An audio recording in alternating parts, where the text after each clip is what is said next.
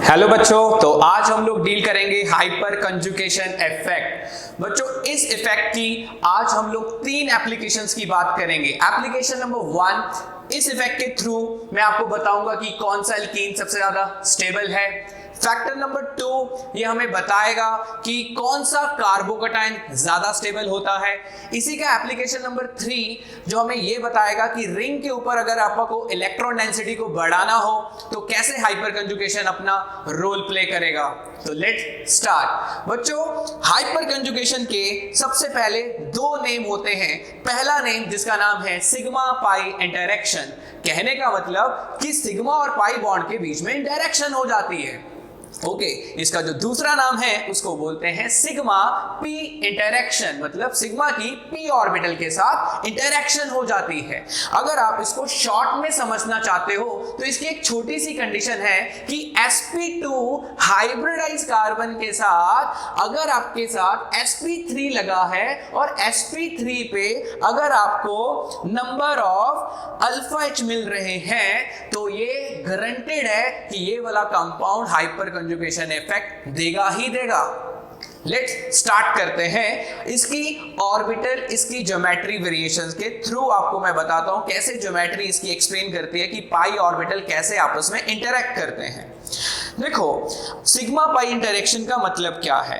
आपके सामने ये एल्कीन गिवन है। इस एल्कीन को देखो, इसके बीच में जो डबल बॉन्ड है, डबल बॉन्ड की कंडीशन होती है दोनों पी ऑर्बिटल प्यारे बच्चों आपस में पैरेलल होने चाहिए, तभी उसके बीच में पाई बॉन्ड बनता है। Yes sir. ओके, अगली डायग्राम देखिए मैंने CH, जो आपके पास ये वाला कार्बन दिख रहा है जिसको मैं बोलूंगा sp3 हाइब्रिडाइज कार्बन। ध्यान से सुनना, sp3 हाइब्रिडाइज।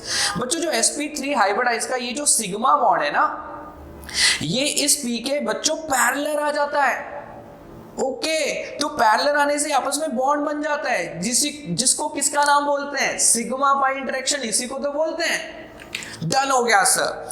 तो इसमें तभी मैं एक लाइन आपको मेंशन करा देता हूं कि जो हाइपर कंजुगेशन है उसमें p ऑर्बिटल अगर पैरेलल आता है sp3 ऑर्बिटल के, तभी ये पॉसिबिलिटी होती है कि उसके अंदर हाइपर कंजुगेशन हो जाए। और ये देखा गया जितने भी मॉलिक्यूल हैं जिसके अंदर ये कंडीशन फुलफिल हो रही है उसमें हाइपर कंजुगेशन इफेक्ट देखने को मिलता ही है। ओके, अब इसको सिंपल तरीके से समझते हैं। तो ये sp2 हाइब्रिडाइज कार्बन है, ये sp3 है। sp3 पे बस आपका मेन फोकस होना चाहिए H को काउंट करना। 1 2 3H, इसका मतलब है 3 बार हाइपर कंजुगेशन करेगा। ओके सर, मतलब 3 बार इसकी कंजुगेशन हो सकती है सिग्मा पाई इंटरेक्शन के साथ। डन। ओके, तो जितने ज्यादा नंबर ऑफ अल्फा हाइड्रोजन होते हैं उतनी हाइपर कंजुगेशन स्ट्रक्चर ज्यादा बनती है, उतना एल्कीन की स्टेबिलिटी को वो ज्यादा बताने में हेल्प करता है कि वो एल्कीन ज्यादा स्टेबल है। एग्जांपल के तौर पे चेक करते हैं स्टेबिलिटी ऑफ एल्कीन। मैंने आपको पहले ही बता दिया जो स्टेबिलिटी है वो नंबर ऑफ अल्फा हाइड्रोजन के डायरेक्टली प्रोपोर्शनल है। तो क्वेश्चन का फॉर्मेट चेक करते हैं। मोर स्टेबल एल्कीन, आपने देखना इस पे तो सर कोई भी sp3 हाइब्रिडाइज कार्बन नहीं है और इस पे sp3 sp2 के साथ लगी हुई है, तो मेरे को तो sp3 के ऊपर फोकस करना था। इस पे 3 अल्फा H मिल रहे हैं, इसका मतलब ये वाला एल्कीन ज्यादा स्टेबल होने वाला है। एक और एग्जांपल करते हैं। एग्जांपल नंबर 1 में मेरे पास पहली एग्जांपल में 3 अल्फा H मिल रहे हैं और मेरे को दूसरी एग्जांपल में 3 इस साइड पे मिल रहे हैं और 3 इस साइड पे मिल रहे हैं, तो टोटल मेरे को 6 अल्फा H मिल रहे हैं। तो सेकंड वाला एल्कीन ज्यादा स्टेबल है। तो सेकंड एप्लीकेशन इसका आप पढ़ते हैं हाइपर कंजुगेशन इन टोलुइन। टोलुइन में बेनिफिट मैं आपको बता देता हूं, कभी भी रिंग के ऊपर अगर इलेक्ट्रॉन डेंसिटी बढ़ानी हो तो हाइपर कंजुगेशन इफेक्ट का ही यूज होता है। बट बच्चों को समझ ही नहीं आता कि मैं हाइपर कंजुगेशन कब लगाऊं कब ना लगाऊं। बहुत बच्चों सिंपल सी कंडीशन है, रिंग के ऊपर बस आपने कुछ नहीं करना, अल्काइल ग्रुप लगा देना है जो कि सिंगल बॉन्डेड हो और जो कि sp3 हाइब्रिडाइज हो।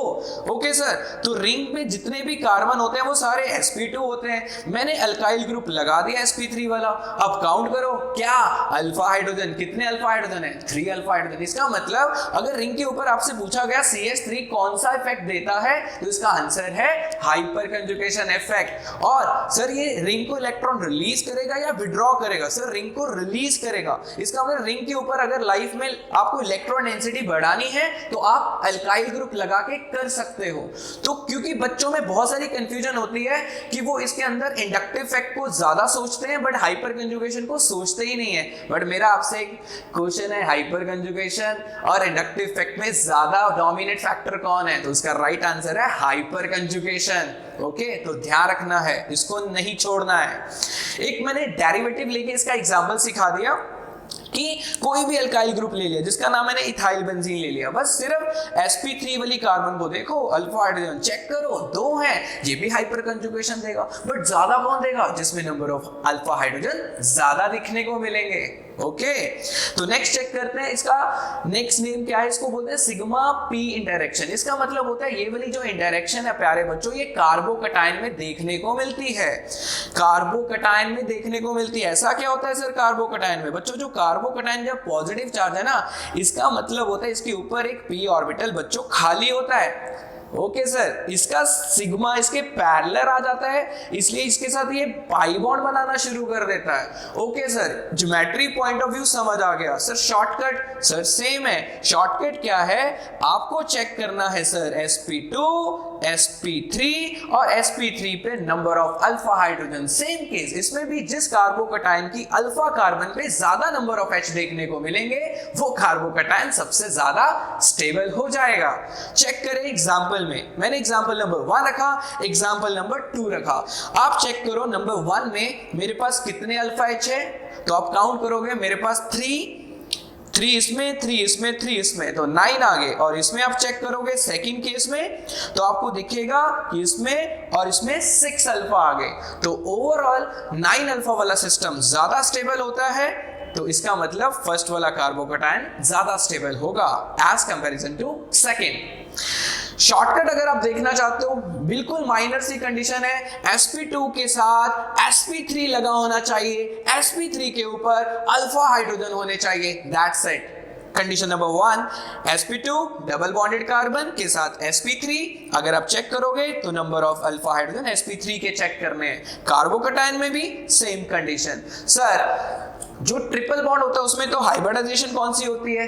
sp होती है। हाँ, तो ये भी कंडीशन फुलफिल करती है, जिसको बोलते हैं आप sp के साथ भी अगर sp3 कार्बन आपके पास अवेलेबल है, आप उसके भी अल्फा H चेक कर लो, वो भी कौन सा इफेक्ट देगा? हाइपर कंजुगेशन इफेक्ट देगा। ओके, तो होप आपको ये वाला टॉपिक बहुत अच्छे से समझ आ चुका है। Good luck.